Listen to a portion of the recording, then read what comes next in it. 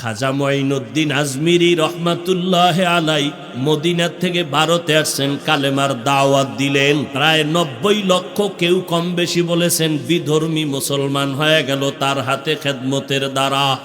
খাজা মঈনুদ্দিন চিশতি আজমিরি মায়ের কাছে আনন্দ করে, মা আমার হাতে এত লক্ষ বিধর্মী মুসলমান হয়ে গেল। মা বলে, বাবা তোমার আনন্দের কি আছে, এগুলোর পেছনে আমি মায়ের অবদান বেশি। মঈনুদ্দিন বলে, মা তোমার অবদান কি বলো? মা বলে, ও সন্তান, তুমি আমার গর্ভে যখন আসছো আমি মা এক রাতও ঘুমাই নাই। আমি মালিকের সেজদায় পড়ে মালিকের ডাকছি আর দোয়া করেছি, আল্লাহ তুমি আমার গর্বের সন্তানটাকে কুতুবুল আলম বানায়া দাও। ও খাজা মঈনুদ্দিন, তুমি যখন দুনিয়াতে আসছো আমি মা তোমাকে দুগ্ধ পান করাইছি। আল্লাহর কসম, যতদিন তোমাকে আমি দুধ পান করাইছি রে মঈনুদ্দিন, একটা ফোঁটা দুধও তোমার মুখে আমি বিনা অজুতে দেই নাই। ও পর্দার আড়ালের আব্বা জান, আপনার কি মনটা চায় না এমন একটা সন্তানের মা হয়ে কবরে যাবেন? সন্তান মোনাজাত দিয়া কোরআন পড়ে আপনার জন্য দোয়া করবে, আপনার জানাজার ইমামতি করবে, আপনার জন্য কলিজা ভেঙ্গে দোয়া করবে। আপনার সন্তানের ডাক্তার বানাবেন আলহামদুলিল্লাহ, ইঞ্জিনিয়ার বানাবেন আলহামদুলিল্লাহ, বাধা নাই। তবে আপনার সন্তানটাকে কোরআনওয়ালা বানায় যান, কোরআন পড়ায় যান। আপনি মা আদর্শ দিয়া সন্তানকে আদর্শওয়ালা বানায় যান। আপনার সন্তানের ব্যবহারে যেন আলেম ওলামারা কষ্ট না পায়, আপনার ব্যবহারে যেন এলাকার মুরব্বীরা কষ্ট না পায়, আপনার সন্তানের আচরণে যেন কোনো মানুষ কষ্ট না পায়। আপনি যদি আদর্শ দিতে পারেন, সন্তান আদর্শওয়ালা হয়ে যাবে। এই জমিনে যত দেখেন ডিসি সাহেবের ব্যবহার অনেক ভালো, চেয়ারম্যান সাহেবের ব্যবহার ভালো, এসপি ওসি সাহেবের ব্যবহার ভালো। খোদার কসম করে বলে গেলাম, যত ভালো ভালো বলবেন খোঁজ দিয়ে দেখবেন এই ভালোর পেছনে ভালো মায়ের আদর্শ নিহিত আছে। ওই মা বাবার দোয়া নিয়ার সামনে আগাউরে যুবক, কয়দিন আর দুনিয়ায় বাহাদুরি করবারে বাবা? এমন একটা দিন নাই যে যুবকের লাশের খবর নাই। এখনো যারা আমল করতে পারো না, তওবা করো, মনে মনে আমার আল্লাহকে ডাকো আর আল্লাহকে বলো, আল্লাহ এত সুন্দর এক বেহেশতের বাগানে বসিয়া দেখি কত মানুষের চোখে পানি, আমার চোখে কেন পানি নাই? অবশ্যই আমার মা বাবা বুঝি বেজার হয়ে গেল, গুনার কারণে আমার আল্লাহ বেজার হয়ে গেল। সূর্যের গরম সইতে পারি না, মশার কামড় সইতে পারি না। ওরে গুনাহগার হইয়া যদি কবরে যাও, ওই কবরে জাহান্নামের গরম কেমন করে সহ্য করবা? ওই কবরের মাটির চাপ কেমনে সহ্য করবা? ওরে বান্দা, ঘুমানোর আগে একটু চিন্তা করিয়া তওবা করো আর আল্লাহকে মনে মনে বলো, আল্লাহ জীবনে শয়তানের ধোকায় অন্যায় তো কম করি নাই, আলেমের বিরুদ্ধে তো কম অপপ্রচার চালাই নাই, কোরআন হাদিসের বিরোধিতা তো কম করি নাই, মা বাবারে কষ্ট তো কম দেই নাই। আজকে থেকে আল্লাহ তোমার কাছে মাথা নত করে তওবা করতেছি। জীবনে মরিয়া গেলে যাব, হায়াতের মালিক আল্লাহ, ইজ্জতের মালিক আল্লাহ, রিজিকের মালিক আল্লাহ। আমার আল্লাহ বলে, তুমি মুফতি না হইয়া মরিও না, বলে নাই ওয়ালা তামুতুন্না ইল্লা ওয়া আনতুম মুসলিমুন। আল্লাহ বলেন, মুসলমান না হইয়া কবরে আসবা না। ইল্লাল্লাযীনা আমানু ওয়া আমিলুস সালিহাত ফালাহুম আজরুন গায়রু মামনুন। প্রথম গুণ পরিশুদ্ধ ঈমান, দ্বিতীয় গুণ হলো পরিশুদ্ধ নেক আমল। আল্লাহ বলেন, সব মানুষগুলো জাহান্নামে যাবে, একজন মানুষও জান্নাতের দরজায় নাই, সব জাহান্নামী। আল্লাহ আবাক বলেন, 4 গুণওয়ালারা জান্নাত পাবে, এর মধ্যে প্রথম গুণ ঈমান, দ্বিতীয় গুণ নেক আমল। ওয়াল আসর ইন্নাল ইনসানা লাফি খুসর ইল্লাল্লাযীনা আমানু ওয়া আমিলুস সালিহাত। যেখানেই ঈমানের বয়ান সেখানেই আমলের বয়ান। অথচ যারা বলে আমলের কোনো প্রয়োজন নাই,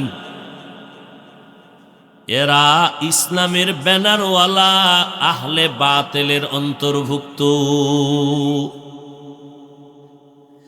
আমল সে জিंदगी बनती है, जन्नत भी जहन्नम भी, ये खाक अपनी फितरत में न नारी है न नूरी। আমলের দ্বারা মানুষ জান্নাত পাবে, মানুষ জাহান্নামে যাবে। আমল বাংলা অর্থ কাজ। কাজের আরো একটা আরবি শব্দ আছে ফেলুন, মানিও কাজ। আমল এমন কাজ যেটা আখিরাতের সাথে সম্পৃক্ত, সওয়াবের সাথে সম্পৃক্ত। ফেল এমন কাজ যেটা দুনিয়ার সাথে সম্পৃক্ত। আমল এমন একটা কাজ যেটা করলে ক্রিয়া শেষ হয় না, শুরু। ফেল এমন একটা কাজ যে কাজটা করা মাত্র তার ক্রিয়া শেষ। এই আমল দুই প্রকার, নেক আমল আর বদ আমল। ফরজ, ওয়াজিব, সুন্নত, মুস্তাহাব, জায়েদা, মুআক্কাদা সব নেক আমল। গুনাহে সগীরা, গুনাহে কবীরা, শিরক ও বিদআত, কুফর,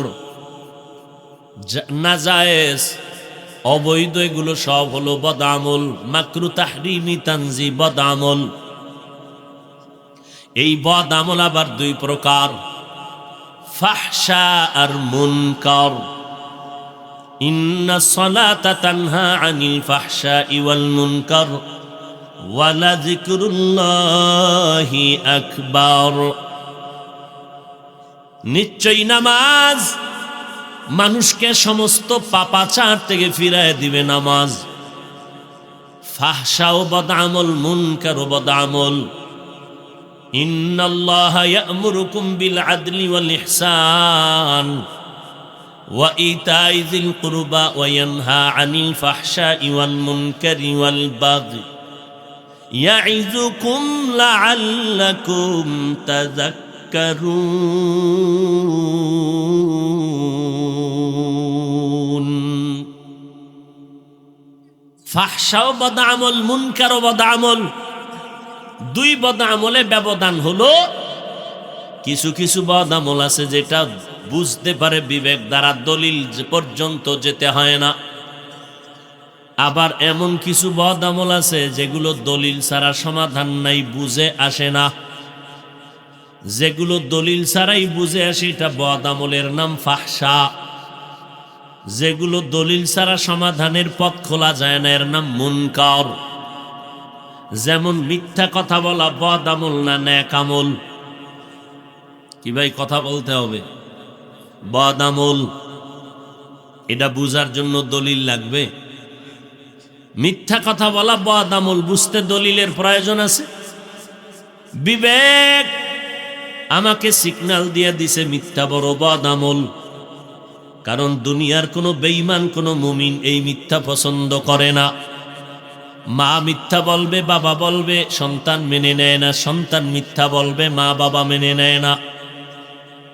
যদিও দলিল আছে, দলিল পর্যন্ত যাওয়ার প্রয়োজন নাই।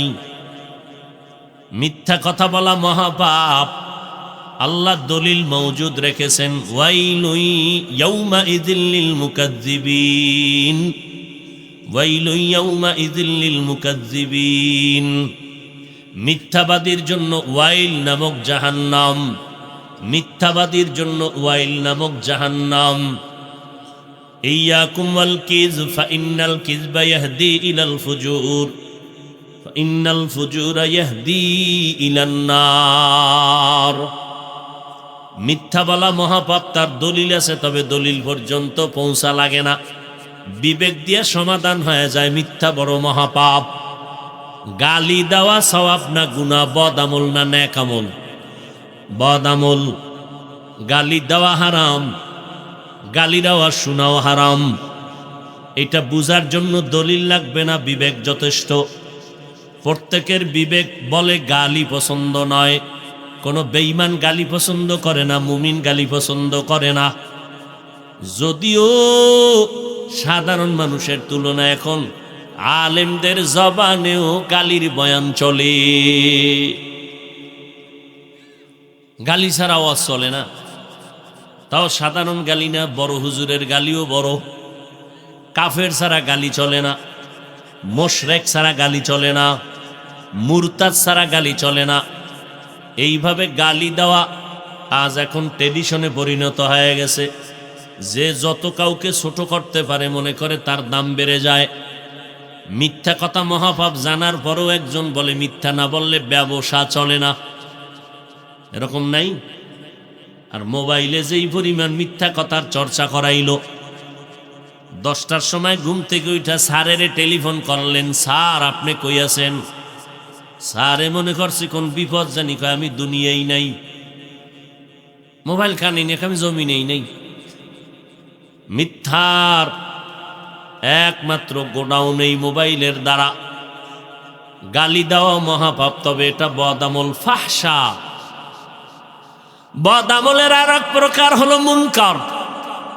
যেই মুনকার বদামল বুঝার জন্য বিবেক যথেষ্ট না, দলিলের প্রয়োজন হয়। যেমন সিজদা করা। সিজদা করা এটা সওয়াব না গুনাহ? কথা বলেন না কেন ভাই? বুঝা শুনে বললেন। সিজদা করা সওয়াব না গুনাহ? নেক আমল না বদামল? নেক আমল। কেউ যদি সিজদাটা পীরের কদমে লাগায় দেয়, আমার কথা কয় না। কেউ যদি বট গাছে সিজদা দেয়, কেউ যদি মাজারে আর কবরে সিজদা দেয়, গুনাহ বদামল? বলেন। আচ্ছা, যারা সিজদা দিচ্ছেন এরকম আশেক আমাগো দেশে আছে না নাই? বলেন তো, তারা কি গুনাহ মনে করে সিজদা দেয় না সওয়াব মনে করে? আপনি যদি ধমক দিয়ে বলেন বন্ধ কর তোর সিজদা, বলে কেন? কয় শিরক। এটা কি শিরক? ও আপনাকে পাল্টা প্রশ্ন করবে, দাঁড়া শিরিক যে বললি কারণ দলিল দে। আপনি দলিল দিলেন ইবাদতের জন্য আল্লাহ ছাড়া অন্য কাউকে সিজদা দেওয়া হারাম। দলিল দিছেন নি? কথা কয় না। দিছেন। সে বলে তোর দলিল থাম। এবার আমার জবাব নে, আমরা যারা পীরের কদমে সিজদা দেই, মাজারে দেই, এটা ইবাদাতান সিজদা দেই না, তাজিমান সিজদা দেই, সম্মানের সিজদা। এমন নাউজুবিল্লাহ পরে বলেন, আগে বুঝেন। আপনি প্রশ্ন করলেন তুমি যে সম্মানের সিজদা দাও, দলিল? দলিল নিবি, চেঁচামেচি করো কেন? 1 নম্বর দলিল, ইয়া আদম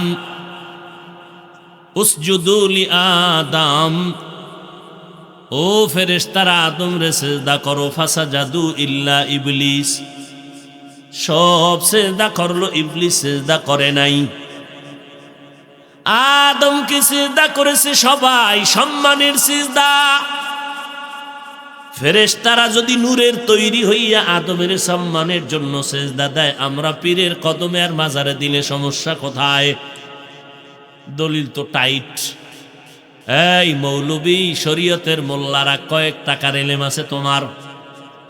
দ্বিতীয় দলিল শুনে নাও, ইন্নী রাআইতু আহাদা আশারা কাওকাবান ওয়াশ শামসা ওয়াল কমার রাআইতুহুম লি সাজিদিন।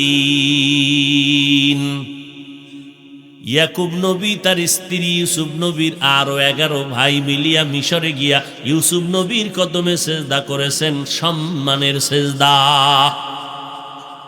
দলিল দিয়ে আপনাকে বস করে দিল। এখন টাটকা 2টা দলিল দিছে। এখন এটারে ঠাডা ভাঙ্গা দলিল না দিলে আগানো যাবে না। এবার একজন ভালো আলেম লাগবে, আমলওয়ালা আলেম, যার কথার ভিতরে কলবে ধাক্কা লাগে। এই আল্লাহর গোলাম, তোমার দলিল আমি এক পার্শ্বে রেখে প্রশ্ন করলাম, বলো তুমি আদম নবীর উম্মত নাকি ইউসুফ নবীর উম্মত? বলো। বর্তমানে কোন আশেক বলবে কি আমি আদমের উম্মত, ইউসুফের উম্মত? কার উম্মত? মুহাম্মাদুর রাসূলুল্লাহ।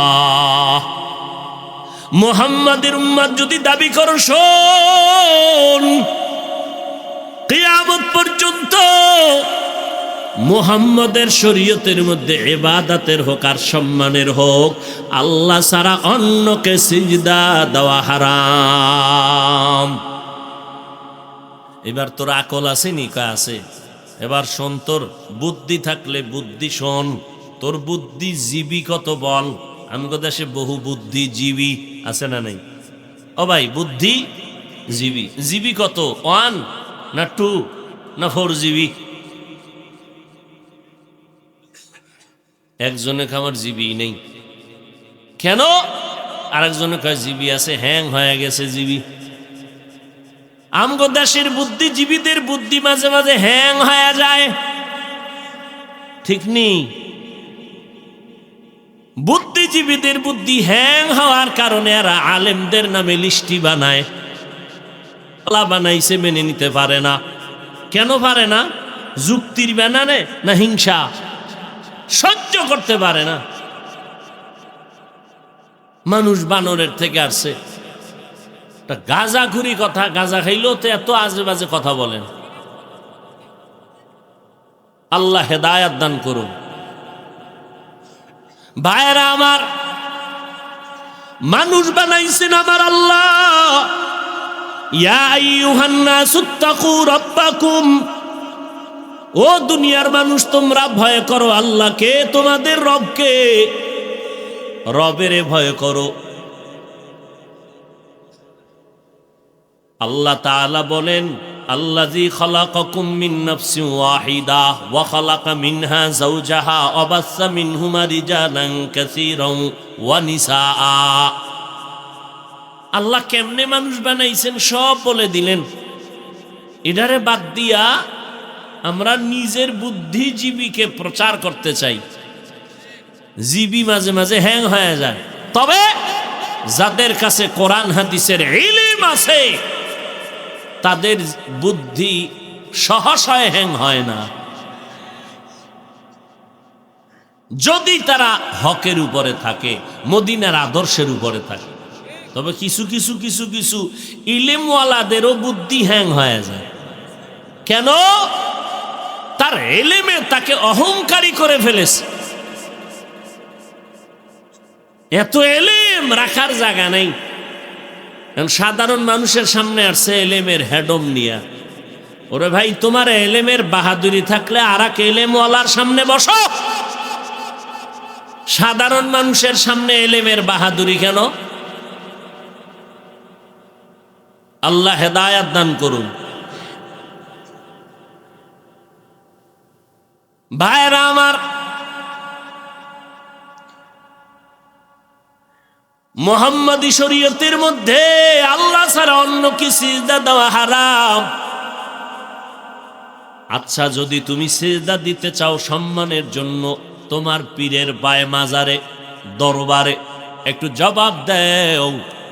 আমার নবী মুহাম্মদের থেকে বড় পীর সাহেব আছে কে?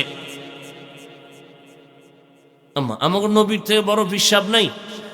আব্দুল কাদের জিলানী, খাজা মঈনুদ্দিন, কেউ নাই। সবাই একমত আমার নবীজির থেকে দামি কোনো পীর নাই। জমিনের মধ্যে মাজার আছে না? মাজার বলেন, আমার নবীজির মাজার থেকে দামি মাজার কোনটা?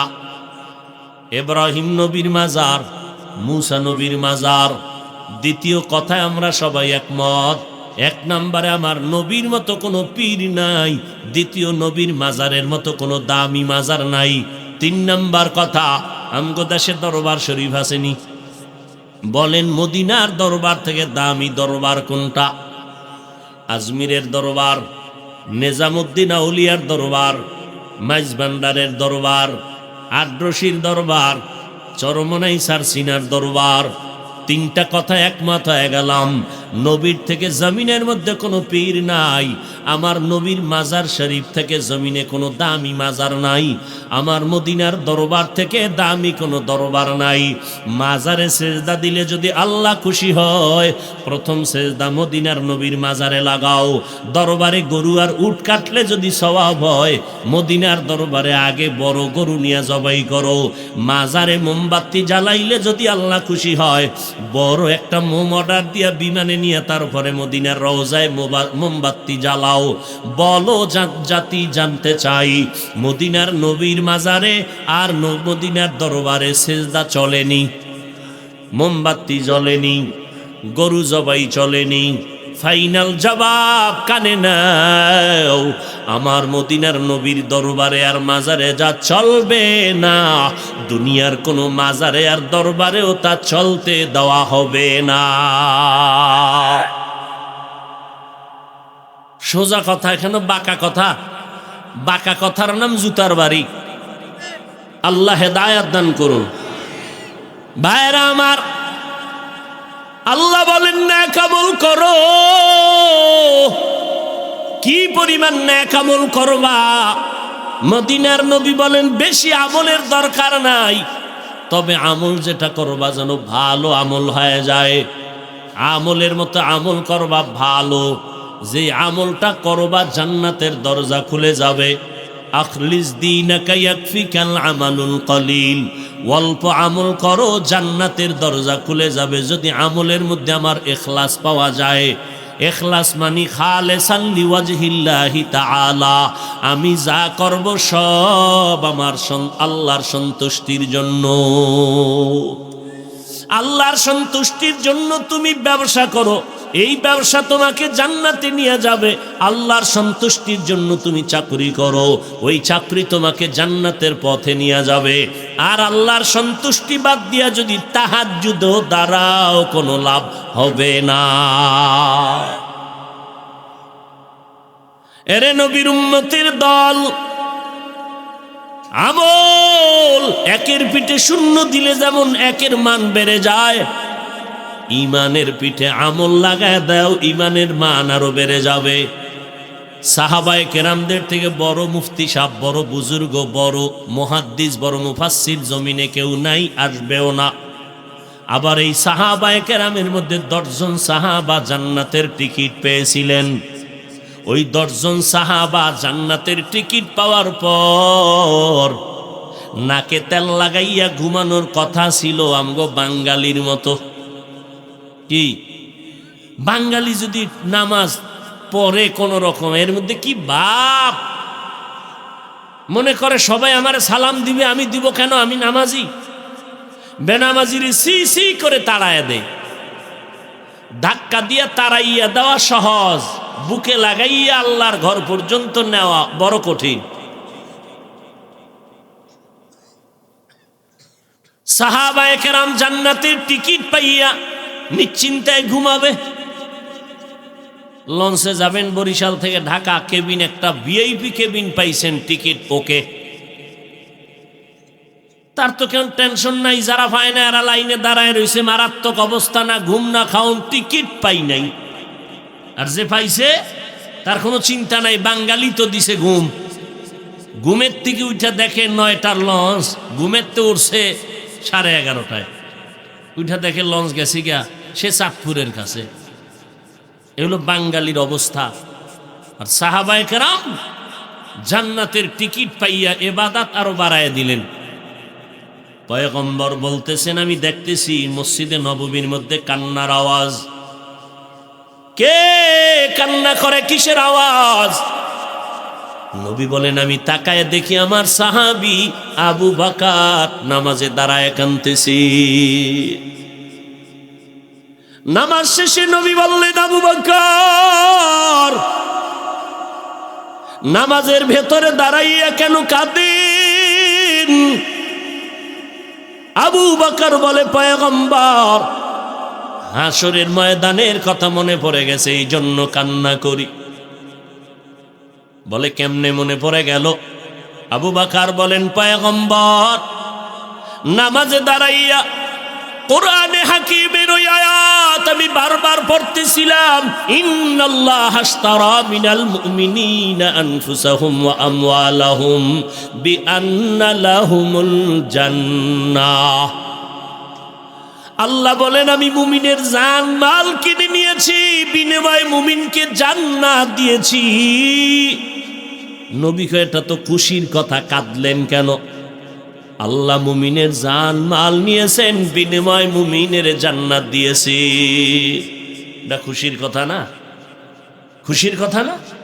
আবু বকর কাঁদে।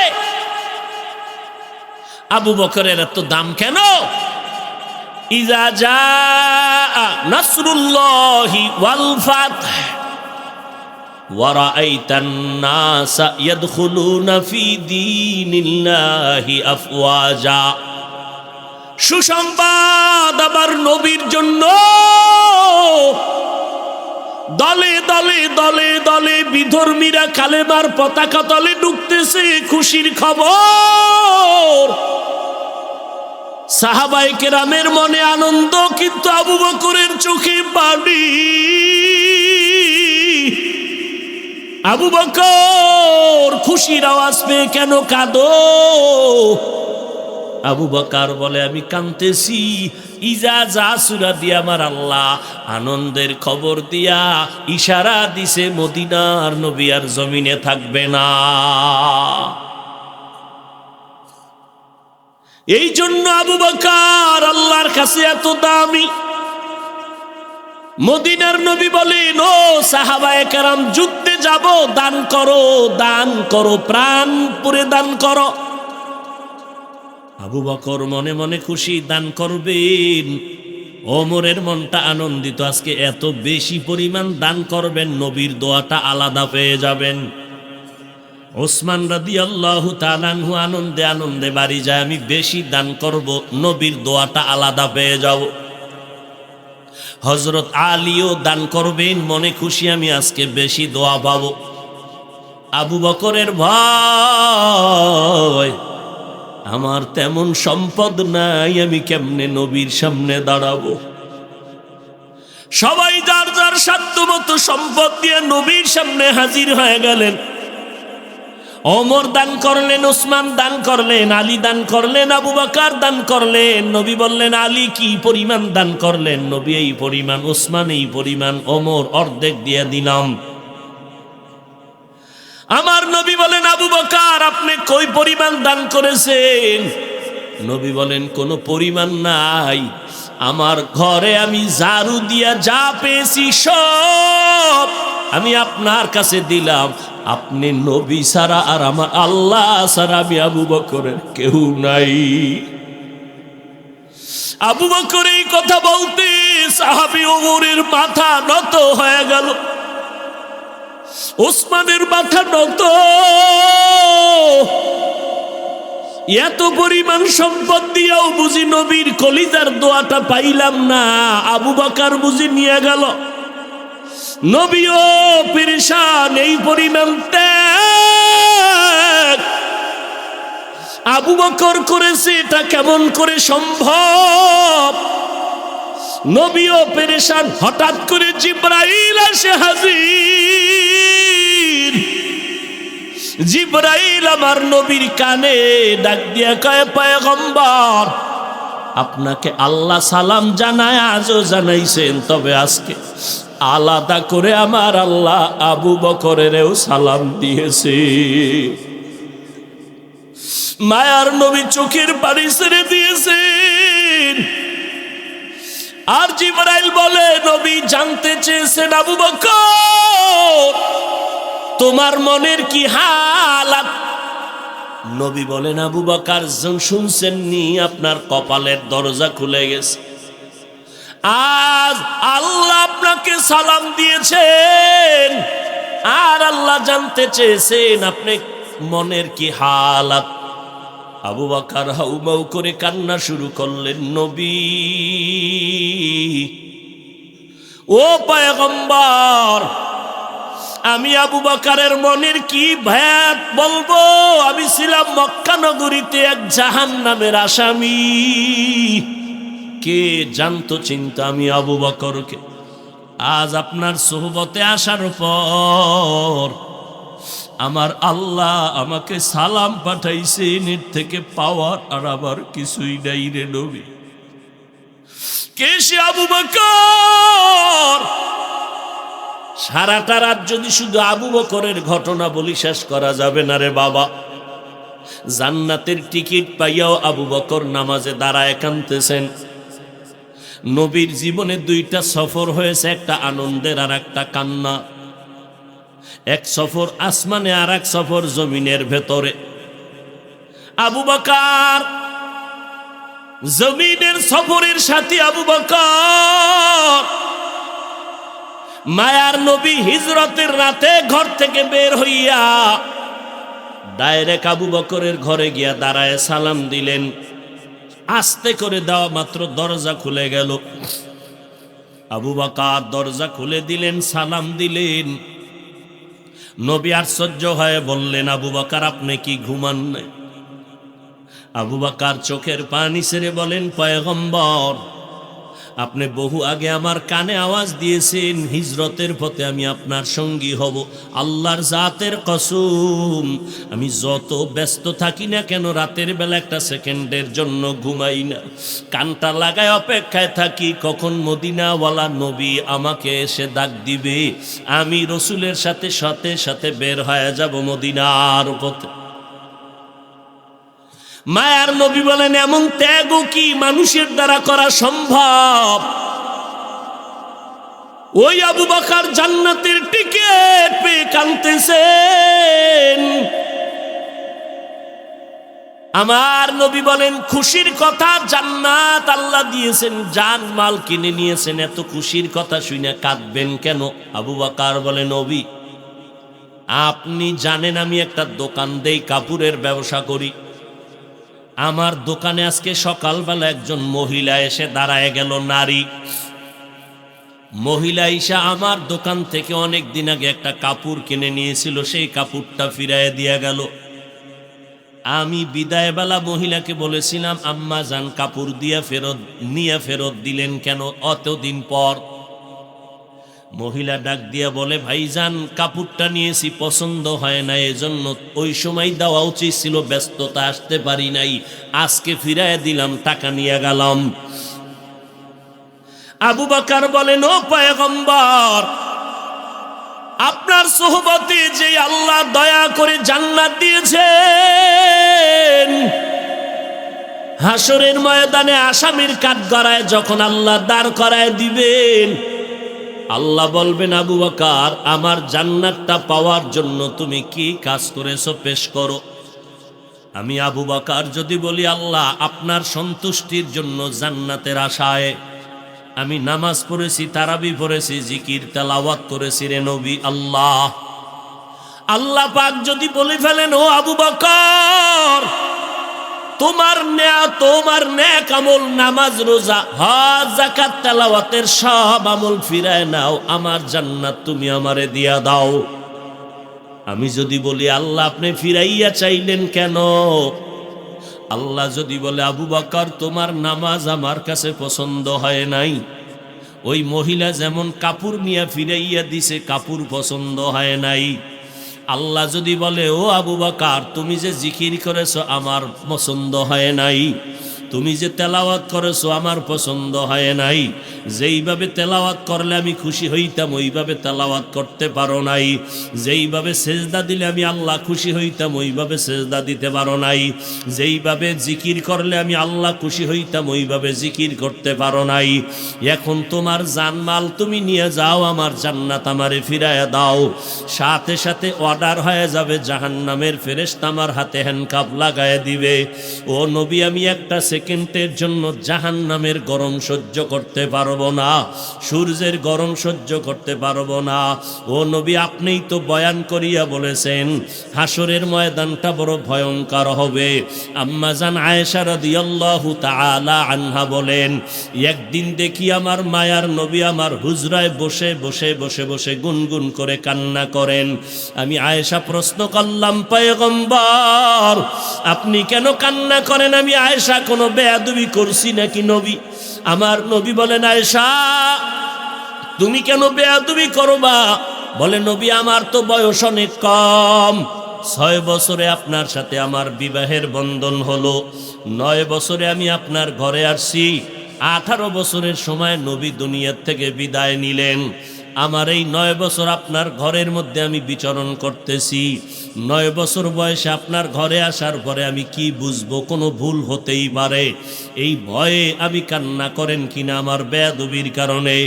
নবী বলেন, না না ও আয়েশা, আমি কান্না করার কারণ হাসরের ভয়ঙ্কর অবস্থার কথা আমার মনে পড়ে গেল। আম্মা জান আয়েশা বলেন, নবী কেমন ভয়ঙ্কর অবস্থা হবে হাসরের মাঠে? মায়ার নবী চোখের বাড়ি ছেড়ে বলেন, আয়েশা হাসরের ময়দানে সমস্ত নবী পয়গম্বর সব হাসরের মাঠের মানুষগুলো কিয়ামতের হুঙ্কার যখন শুরু হয়ে যাবে, হাসর এই জমিনটাই হবে কিয়ামতের মাঠ, সিরিয়ার জমিন হবে আমার আল্লাহর বিচারালয়, আদালত। আমার আল্লাহ হবেন বিচারক। হাসরের ময়দানে মানুষগুলো উলঙ্গ দাঁড়াবে, আল্লাহর আদালতে হাজির হইয়া আল্লাহ বলবে, সূর্যটা নিচে নেমে সব তাপগুলো ছেড়ে দাও। সূর্যের গরমে মাটির জমিনটা পুড়িয়া তামা হয়ে যাবে। ওদিকে জাহান্নামের আওয়াজ, জাহান্নাম চিৎকার করে বলবে, আল্লাহ গুনাহগারগুলো কই? আমার পেটে দাও, পেটে বড় ক্ষুধা।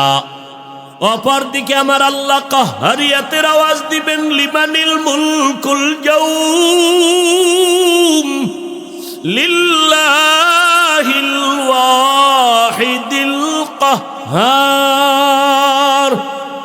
আমার আল্লাহ পাকের রাগান্বিত আওয়াজ এত বিকট হবে যে হাসরের ময়দানটা থরথর করে কেঁপে উঠবে। আমার মায়ার নবী কাঁদেন আর বলেন, আয়েশা এত ভয়ঙ্কর হাসরের ময়দান হবে যে নবীদের কোনো গুনাহ নাই, সেই নবীরা নাফসি নাফসি বলে কান্না শুরু করবেন, উম্মতের কথা ভুলে যাবেন। মূসা নবী কাঁদবেন, আল্লাহ আমাকে বাঁচাও। ঈসা নবী কাঁদবেন আর বলবেন, আল্লাহ আমাকে বাঁচাও। ইব্রাহিম নবী কাঁদবেন, আল্লাহ আমাকে বাঁচাও। আমার আম্মা জান আয়েশা রাদিয়াল্লাহু আনহা বলেন, নবী যখন সব নবীরা নাফসি নাফসি বলে কাঁদবে, তখন উম্মতের কি উপায় হবে? আর আপনি তো দু জাহানের সরদার, রহমাতুল লিল আলামিন।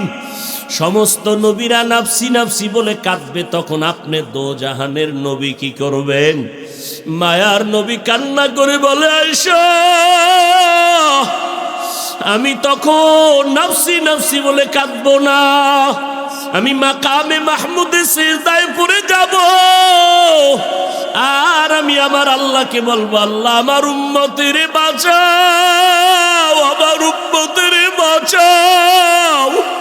আমার একটা উম্মত যেন জাহান্নামের আগুনে না যায়, কারণ আমার উম্মতের জন্য আমার মায়া।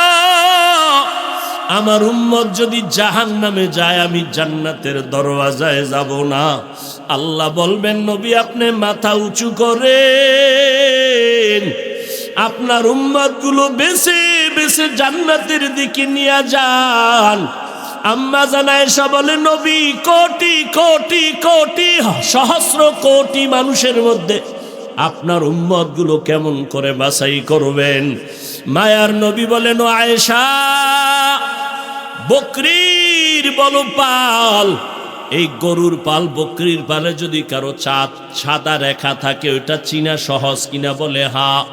নবী বলেন, ও আয়েশা হাজার কোটি কোটি মানুষের মধ্যে আমার যারা খাস উম্মত হবে, আমার যারা আদরের উম্মত হবে, 5 বেলার অজু বানাইয়া যারা নামাজের মুসাল্লায় যাবে, এদের অজুর অঙ্গগুলো নূরের আলোর দ্বারা ঝলমল করতে থাকবে। আমি নবী দেখে দেখে বাছাই করে করে জান্নাতের দরওয়াজায় নিয়ে যাব। ও নবীর উম্মতের দল, আল্লাহর দরবারে আমলের বড় দাম। মদিনার নবী বলেন, আমল করো তবে ইখলাসের সাথে আমল করো।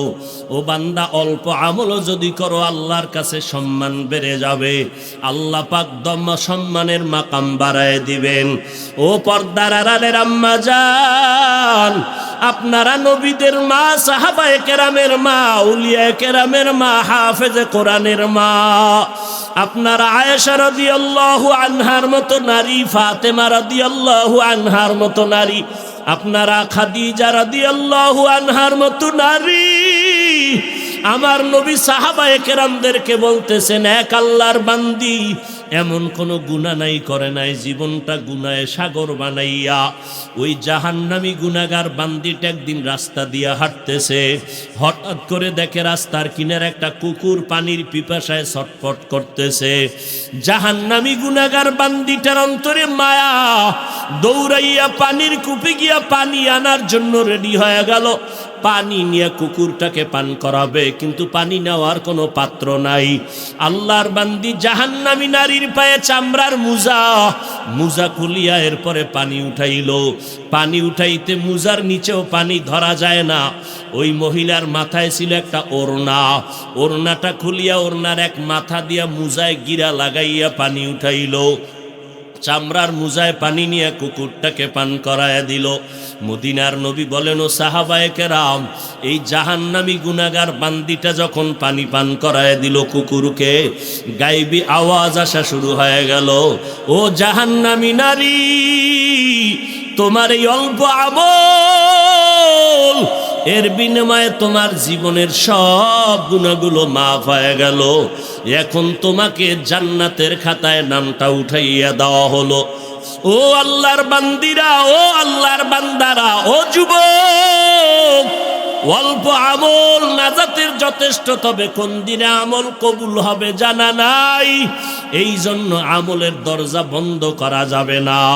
আর একজন আল্লাহর বান্দি জীবন ভর নেক আমল করলো, কিন্তু জীবনের শেষে একটা ছোট্ট অন্যায় করেছে, যেটা সামান্য। একটা বিড়ালকে ঘরের খাঁচায় আটকাইয়া খানাও দেয় নাই, কোথাও খাওয়ার সুযোগও দেয় নাই। ওই বিড়ালটা দুকে দুকে ক্ষুধার তৃষ্ণায় মরিয়া গেল। মদিনার নবী বলেন, ও সাহাবায়ে কেরাম, ওই মহিলার জীবনের আমলের পরে শেষ জীবনে সামান্য একটা অন্যায় করার কারণে গায়েবী আওয়াজ আসলো, ও নারী, তোমার এই একটা ভুলের কারণে জীবনের সব নেক আমলগুলো বরবাদ হয়ে গেল। ও নবীর উম্মতের দল, এই জন্য নবী হাদিসে বলেন, ছোট ছোট আমলকে ছোট মনে করে ছাড়িও না, কারণ আল্লাহ যদি ছোট একটা আমলে ক্ষমা করিয়া দেয়, তোমার আমার কাছে ওই ছোটটাই অনেক বড় হয়ে যাবে। আর ছোট ছোট অন্যায়কে ছোট মনে করে করিও না রে বাবা, কারণ ছোট একটা গুনার কারণে যদি আমার আল্লাহ বেজার হয়ে যায়, তাহলে হাজারো বড় অন্যায়ের থেকে ছোটটাই আমার কাছে বড় হয়ে যাবে। ও আল্লাহর বান্দারা, এই বরকতের মাস রজব, সামনে শাবান, তারপরে রমজান। আল্লাহর কাছে তওবার জন্য তৈরি হয়ে যাও। শয়তানের ধোকায় তো গুনাহ করিয়াই ফেললাম। জান্নাতের চিঠি পাইয়া আবু বকরের মতো বান্দা যদি কান্না করে কাটাইতে পারে, আপনার আমার চোখে কেন পানি নাই? একমাত্র কারণ গুনার কারণে দিলটা শক্ত, এই জন্য চোখে পানি আসে না। দিলটা নরম করার, কান্না আসার একটা মেডিসিন আছে, তাহাজ্জুদের নামাজ। রাতে মাওলার দরবারে আমলের জন্য চোখের পানি আসবে, দিল নরম হবে। কারণ আমার আল্লাহ জোহর, আসর, ফজর, মাগরিব, এশায় প্রথম আসমানে আসেন বলেন নাই। আল্লাহ বলেন, আমি এমন একটা রাত নাই যেই রাতে প্রথম আসমানে আসি না। সেই রাতের প্রথম ভাগ, মাঝের ভাগ না শেষের ভাগে আমি প্রথম আসমানে আসি। আল্লাহ তো আসেন না, কুদরতের নজর দিয়া তাকায় থাকেন। কোন বান্দা আমি মাওলারে ডাকতেছে এই ভোর রাতে, আমার আল্লাহ কয়, বান্দা তোমার কি প্রয়োজন বলো, আমি দিয়ে দিব। সাহাবায়ে কেরাম যদি ভোর রাতে কাঁদতে পারেন, তাহাজ্জুদ পড়তে পারেন, আমরা কেন পারি না? ও যুবকেরা, স্কুলে পড়ো, কলেজে পড়ো, চাকরি করো, মোবাইলের গুনাহ থেকে মাওলার কাছে পানা চাও, মোবাইল থেকে নিজেকে হেফাজত করার চেষ্টা করো রে বাবা। আমার মাওলার কাছে কাঁদো আর চোখের পানি ছাড়ো, মা বাবার দোয়া নিয়ে সামনে আগাও। মা বাবার দোয়া ছাড়াই চেয়ারেও বসতে পারি নাই, মা বাবার চোখের পানি কান্না ছাড়া আলেম হতে পারি নাই। তুমি আজকে টাকার মালিক, বাড়ি গাড়ির মালিক, পরীক্ষায় ভালো নাম্বার পেয়েছো, তুমি জানো না এর পিছনে কার অবদান, কার ত্যাগ তোমার জানা নাই। ওরে তোমার পেছনে তোমার মায়ের কান্নার আওয়াজ, তোমার বাবার হাড় ভাঙা কষ্ট, ওই মা কত রাত্র ঘুমায় নাই, ওই মা বাবা জীবনটা দিয়া কান্না করে করে তোমাকে আমাকে মানুষ বানায় দিলেন। এই চেয়ারে বসার জন্য কত কাঁদাই যে, মা কাঁদলেন, বাবা কাঁদলেন। এখন এত বড় হয়ে গেছি, মানুষ কত সম্মান করে, বাড়িতে গেলে মাঝে মাঝে ঘুমায় যাই, মশারি পর্যন্ত টানানোর খেয়াল থাকে না। সকালবেলা দেখি আমার মাথার উপরে মশারি টানানো, কে আমারে ঘুমের মধ্যে মশারি টানায় দিল? খোঁজ নিয়ে দেখলাম কেউ না। আমার মা বলে, বাবা রাতের গভীরে দেখি মশায় তোমাকে কষ্ট দেয়, আমি মা পাহারাদারি করিয়া মশারি টানায় দিলাম। ও ছাত্র ভাই, ও যুবক, ও বৃদ্ধ বাবাজি, এই ময়দানে জানি না কারা ইয়তীম, কে যেন মা বলে ডাক দিতে পারে না, কে যেন বাবা বলে ডাকতে পারে না। ওই মা বাবার দোয়া আল্লাহর কাছে যাইতে কোনো পর্দা নাই। ও যুবক, কারে জানি মা কয়া ডাক না দিয়া মায়েরে কাঁদাইছো, যতই বাহাদুরি করো রে বাবা, ওই মায়ের ঋণ আদায় করা যাবে না রে বান্দা। খাজা মঈনুদ্দিন আজমিরি রহমাতুল্লাহ আলাই মদিনা থেকে ভারতে আসছেন, কালেমার দাওয়াত দিলেন। প্রায় 90 লক্ষ, কেউ কম বেশি বলেছেন, বিধর্মী মুসলমান হয়ে গেল তার হাতে খেদমতের দ্বারা। খাজা মঈনুদ্দিন চিশতি আজমিরি মায়ের কাছে আনন্দ করে, মা আমার হাতে এত লক্ষ বিধর্মী মুসলমান হয়ে গেল। মা বলে, বাবা তোমার আনন্দের কি আছে, এগুলোর পেছনে আমি মায়ের অবদান বেশি। মঈনুদ্দিন বলে, মা তোমার অবদান কি বলো? মা বলে, ও সন্তান, তুমি আমার গর্ভে যখন আসছো, আমি মা এক রাত ঘুমাই নাই, আমি মালিকের সেজদায় পড়ে মালিকের ডাকছি আর দোয়া করেছি, আল্লাহ তুমি আমার গর্ভের সন্তানটাকে কুতুবুল আলম বানায়া দাও। ও খাজা মঈনুদ্দিন, তুমি যখন দুনিয়াতে আসছো, আমি মা তোমাকে দুগ্ধ পান করাইছি, আল্লাহর কসম, যতদিন তোমাকে আমি দুধ পান করাইছি রে মঈনুদ্দিন, একটা ফোঁটা দুধ তোমার মুখে আমি বিনা অজুতে দেই নাই। ও পর্দার আড়ালের আব্বা জান, আপনার কি মনটা চায় না এমন একটা সন্তানের মা হয়ে কবরে যাবেন? সন্তান মোনাজাত দিয়া কোরআন পড়ে আপনার জন্য দোয়া করবে, আপনার জানাজার ইমামতি করবে, আপনার জন্য কলিজা ভেঙ্গে দোয়া করবে, আপনার সন্তানের ডাক্তার বানাবেন আলহামদুলিল্লাহ, ইঞ্জিনিয়ার বানাবেন আলহামদুলিল্লাহ, বাধা নাই। তবে আপনার সন্তানটাকে কোরআনওয়ালা বানায় যান, কোরআন পড়ায় যান। আপনি মা আদর্শ দিয়া সন্তানকে আদর্শওয়ালা বানায় যান। আপনার সন্তানের ব্যবহারে যেন আলেম ওলামারা কষ্ট না পায়, আপনার ব্যবহারে যেন এলাকার মুরব্বীরা কষ্ট না পায়, আপনার সন্তানের আচরণে যেন কোনো মানুষ কষ্ট না পায়। আপনি যদি আদর্শ দিতে পারেন, সন্তান আদর্শওয়ালা হয়ে যাবে। এই জমিনে যত দেখেন ডিসি সাহেবের ব্যবহার অনেক ভালো, চেয়ারম্যান সাহেবের ব্যবহার ভালো, এসপি ওসি সাহেবের ব্যবহার ভালো, খোদার কসম করে বলে গেলাম, যত ভালো ভালো বলবেন, খোঁজ দিয়া দেখবেন এই ভালোর পেছনে ভালো মায়ের আদর্শ নিহিত আছে। ওই মা বাবার দোয়া নিয়ার সামনে আগাও রে যুবক, কয়দিন আর দুনিয়ায় বাহাদুরি করবারে বাবা। এমন একটা দিন নাই যে যুবকের লাশের খবর নাই। এখনো যারা আমল করতে পারো না, তওবা করো, মনে মনে আমার আল্লাহকে ডাকো আর আল্লাহকে বলো, আল্লাহ এত সুন্দর এক বেহেশতের বাগানে বসিয়া দেখি কত মানুষের চোখে পানি, আমার চোখে কেন পানি নাই? অবশ্যই আমার মা বাবা বুঝি বেজার হয়ে গেল, গুনার কারণে আমার আল্লাহ বেজার হয়ে গেল। সূর্যের গরম সইতে পারি না, মশার কামড় সইতে পারি না। ওরে গুনাহগার হইয়া যদি কবরে যাও, ওই কবরে জাহান্নামের গরম কেমন করে সহ্য করবা? ওই কবরের মাটির চাপ কেমনে সহ্য করবা? ওরে বান্দা, ঘুমানোর আগে একটু চিন্তা করিয়া তওবা করো আর আল্লাহকে মনে মনে বলো, আল্লাহ জীবনে শয়তানের ধোকায় অন্যায় তো কম করি নাই, আলেমের বিরুদ্ধে তো কম অপপ্রচার চালাই নাই, কোরআন হাদিসের বিরোধিতা তো কম করি নাই, মা বাবারে কষ্ট তো কম দেই নাই। আজকে থেকে আল্লাহ তোমার কাছে মাথা নত করে তওবা করতেছি। জীবনে মরিয়া গেলে যাব, হায়াতের মালিক আল্লাহ, ইজ্জতের মালিক আল্লাহ, রিজিকের মালিক আল্লাহ। আমার আল্লাহ বলে তুমি মুফতি না হইয়া মরিও না, বলে নাই ওয়ালা তামুতুন্না ইল্লা ওয়া আনতুম মুসলিমুন। আল্লাহ বলেন মুসলমান না হইয়া কবরে আসবা না, বক্তা না হইয়া আসবা না বলে নাই, শাইখুল হাদিস না হইয়া মরিও না বলে নাই, মুফতি সাহেব না হইয়া মরিও না বলে নাই, doctor professor engineer chairman MP না হইয়া মরিও না বলে নাই।